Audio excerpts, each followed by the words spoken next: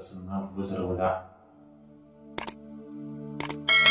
आजपासून आपण वेद परिचयाच्या द्वितीय भागाला सुरुवात करणार आहोत।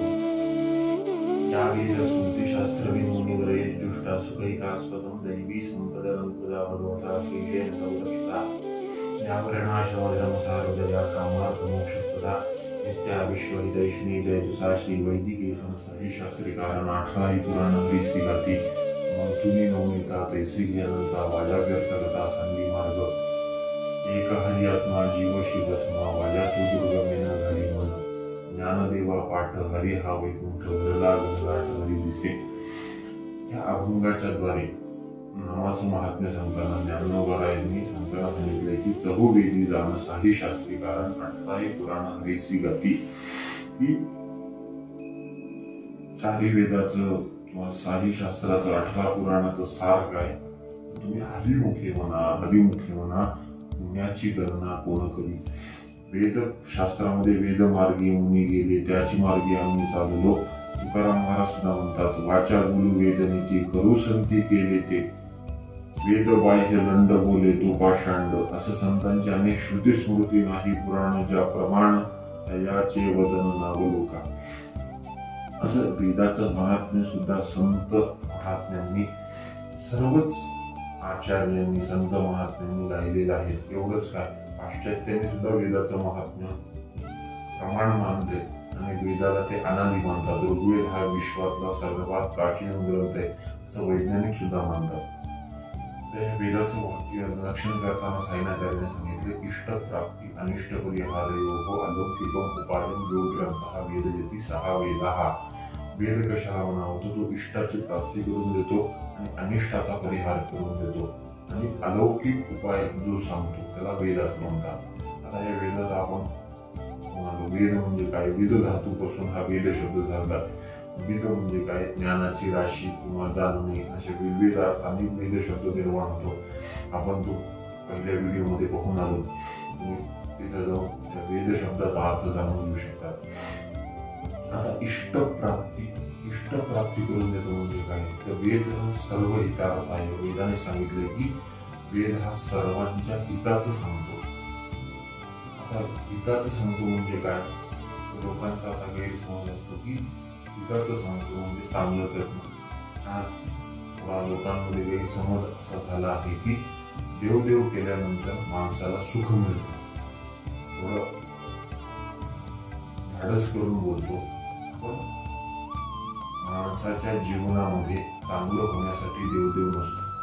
देव कशासाठी असतो की आपल्याला उदाहरण द्यायचं झालं की तुकाराम महाराजांचा एक अभंग बघा, हेची थोर भक्ती आवडते देवा संकल्पावी माझ्या संसाराची ठेविले अनंते तैसेची राहावे चित्ती असू द्यावे समाधान झाली या उद्वेग दुःखची केवळ भोगणे ते फळ संचिताचे तुका मने घालू तयावरी भार वाहू हा संसार देवापरी। हा एकमेव अभंग आहे। हे मी कशासाठी सांगतो वेदाच्या आधी की वेदांचा जो अर्थ आहे साध्या आपल्या मातृभाषेत असलेल्या तुकाराम महाराजांची जे अभंग आहेत ते आपल्याला सरळ कळतात। आपल्याला असं वाटतं की ते आपल्याला कळालं, पण त्याच्या मागचा अर्थ फार गूढ असतो।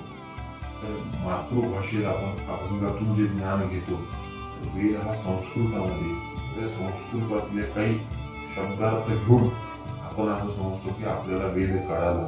त्यासाठी उदाहरणाने मी तुम्हाला एक कथा सांगत चाललोय की त्यांनी काय सांगितलं की आपला विषय होता देव धर्माचा, तर त्यांनी सांगितलं की याची थोर भक्ती आवडते देवा। देवाला एकच भक्ती आवडते, त्याची थोर भक्ती आहे जी देवाला आवडते।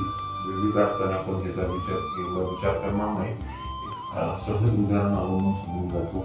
याची थोर भक्ती आवडते देवा काय, संकल्पावी माझ्या संसाराची। त्या पुढचं जे वाक्य हे लोकांना वाटतं की देव केल्यानंतर माणसाला सुख भेटतं आणि सुखासाठी लोक देव करतात। तुकाराम महाराजांनी सांगितले की ठेविले अनंते तैसेची राहावे चित्ती असू द्यावे समाधान। देव कशासाठी करायचा, समाधान प्राप्त व्हावं म्हणून देव करत असतात। मग देवदेवापासून सुख मिळत नाही का? सुख मिळतो. तो फार विषय आपल्या पुढे येणारच आहे. यज्ञ यागामध्ये जेव्हा आपण बोलणार आहे तेव्हा देवदेव केल्यानंतर यज्ञ यागामध्ये पशुबळी हे जे असे समाज आपण ह्या चॅनलच्या माध्यमातून हेच जाणून घेणार आहोत की समाजामध्ये सध्या खूप अशा अफवा पसरत आहेत आणि त्याच्यातून काही विशिष्ट लोकांना नाव ठेवण्यात येते की आमच्यापासून ज्ञान लपवलं, आमचं ज्ञान दिलंच नाही, त्यांनी आमच्यावर अत्याचार केले. या सगळ्याचं आपण पुढं एक एक व्हिडिओ मार्फत करणार आहोत. त्या चॅनलचा उद्देशच तो आहे की आपल्यामध्ये ज्या गैरसमज आहेत की देवदेवाचा असो, यज्ञ यागाचा असो, पशुबळीचा असो, वेदांचा असो, विशिष्ट वर्णाधिकार, या सगळ्या गोष्टी त्याचा आपण वैज्ञानिक दृष्टिकोनातून विचार करणार आहोत. तर त्याच्यासाठीच हे चॅनल आपण काढलेलं आहे. तर असं जे विचार आहे तर इष्टप्राप्ती, इष्ट म्हणजे काय? तर वेद सगळ्यांचं हित करतो. हित करतो म्हणजे काय? तर हित काय असतं? आई मुलाचं हित करते. हित करते म्हणजे काय? काही वेळेस त्याच्यावर रागराग करते, काही वेळेस प्रेमाने म्हणजे लाड सुद्धा करते. लाड करणं, मारणं किंवा ताडण करणं हे दोन्ही त्याच्या श्रेयासाठी किंवा हितासाठी. असं नाही सांगितले की वेदा सर्व कल्याणार्थाय, वेदा सर्व सुखार्थाय, वेदा सर्व आनंदार्थाय, वेदा सर्व हितार्थाय. मग ह्या वेदांमध्ये सगळ्यांचं हित आहे. सगळ्यांचं म्हणजे काय?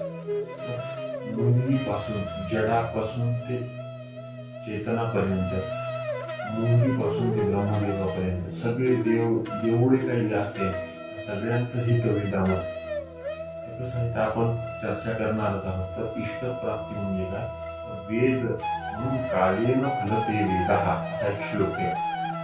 ज्योतिर्वैद्यो निरंतर असं सांगितलं. लोकांचा अर्थ असं लावतात की कालेन फलते वेदाः म्हणजे आज अनुष्ठान केलं किंवा आज एखादी उपासना केली वेदाची, काळाने फळ देतो, वेळ खूप काळ लागतो. कसं म्हणजे कालेन फलते वेदाः, ज्या काळात आपल्याला ज्याची गरज आहे, ज्याची आवश्यकता आहे त्या काळात आपल्याला ते प्राप्त करून देण्याचं काम वेद उपासना करत असते. म्हणून नित्य वेदाची उपासना करावी. विविध अर्थाने आपल्याला सांगितले जे संध्या असू द्या, नित्य उपासना असू द्या, रामरक्षा भीमरूपी, रामरक्षा धरून म्हणून रामरक्षा भीमरूपी ही सुद्धा वेदाचीच उपासना आहे. का?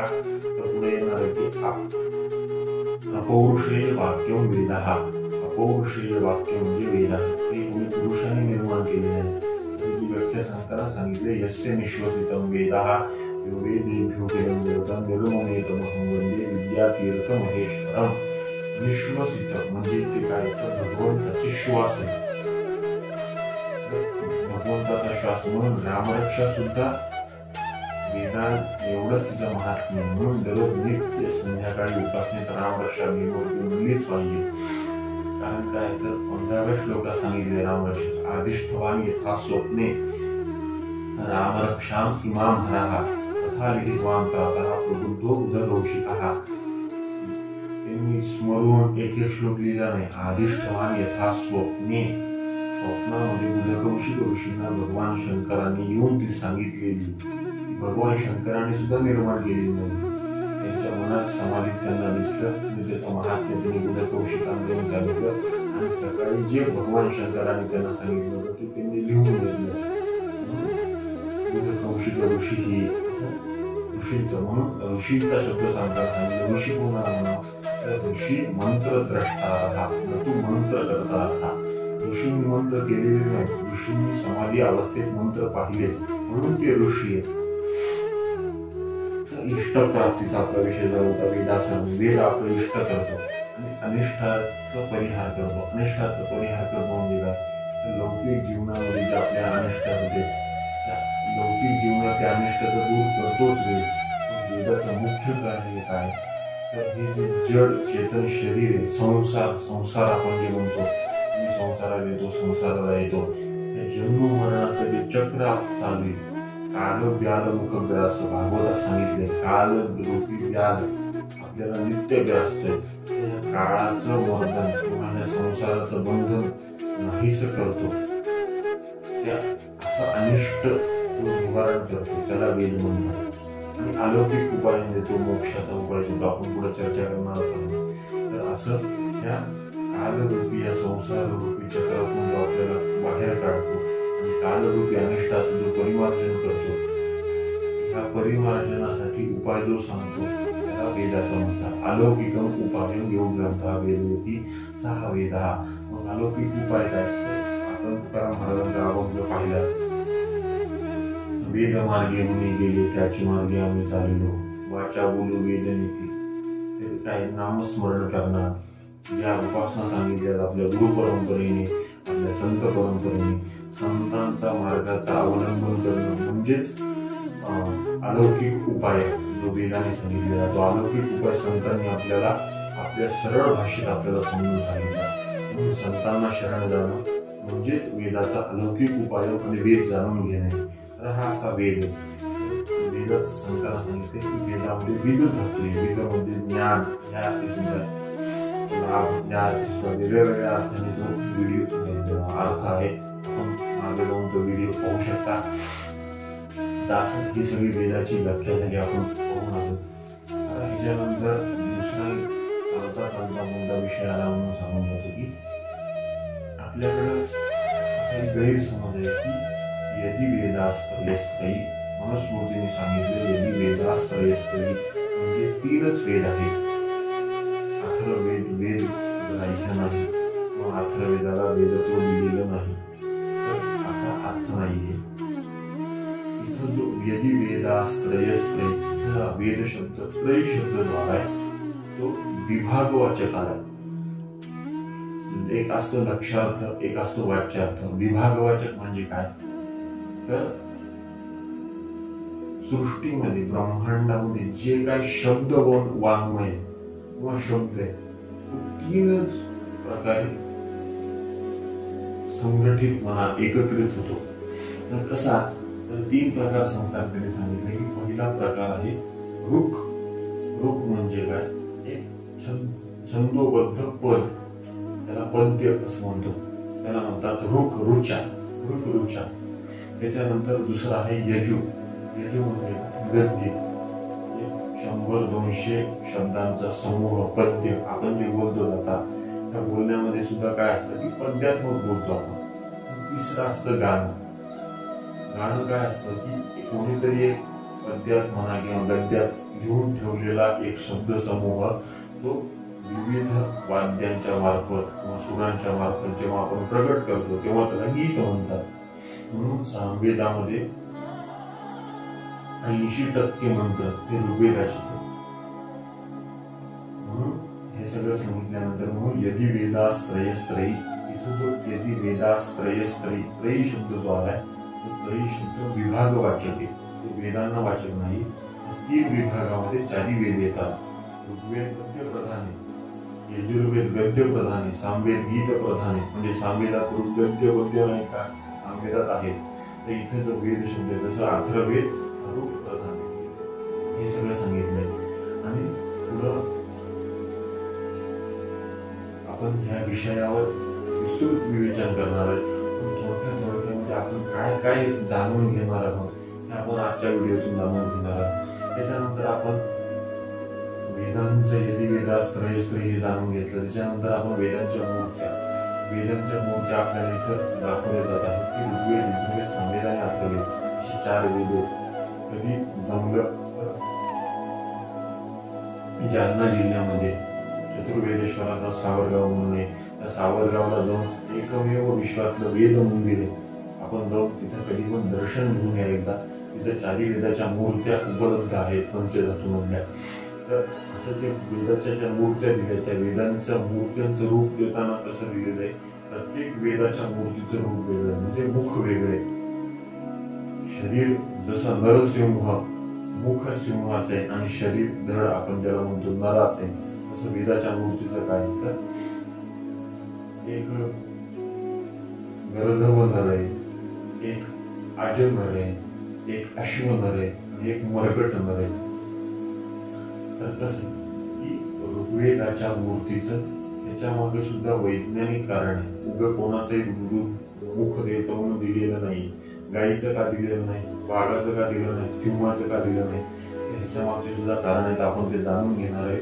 म्हणून सर्वांनी ह्या चॅनलला सबस्क्राईब करा आणि लाईक करा, म्हणजे असे नवनवीन व्हिडिओ आपल्याला पाहायला मिळतील आपल्या संस्कृतीविषयी.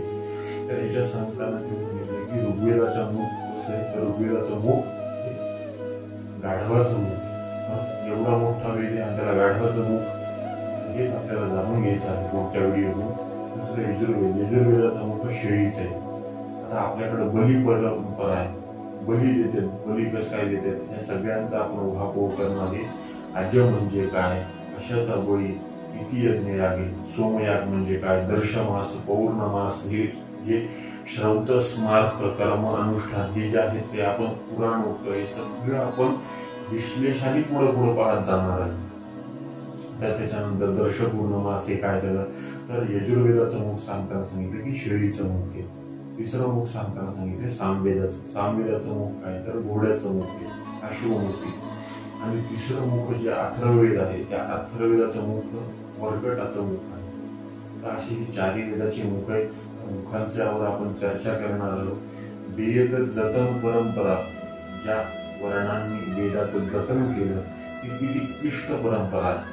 एक एक वेद भोगायला आपलं जीवन समर्पण केलं त्यांनी, आणि त्या समर्पणातून त्यांना काय भेटलं, तर लोकनिंदा.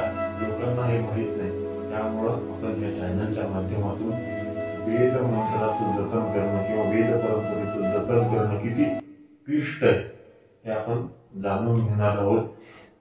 पाश्चात्य अभ्यासक्रमातून सुद्धा तो जाणून घेणार की पाश्चात्य अभ्यासक्रमाची आणि वेद परंपरेची तुलना करून कसा वेदाचा गौरव आपल्याला, आपल्या संस्कृतीचा गौरव, आपल्या वेदाचा गौरव जसा लोकांपर्यंत ठेवता येईल, पसरवता येईल, त्याचा आपण प्रयत्न करणार आहोत.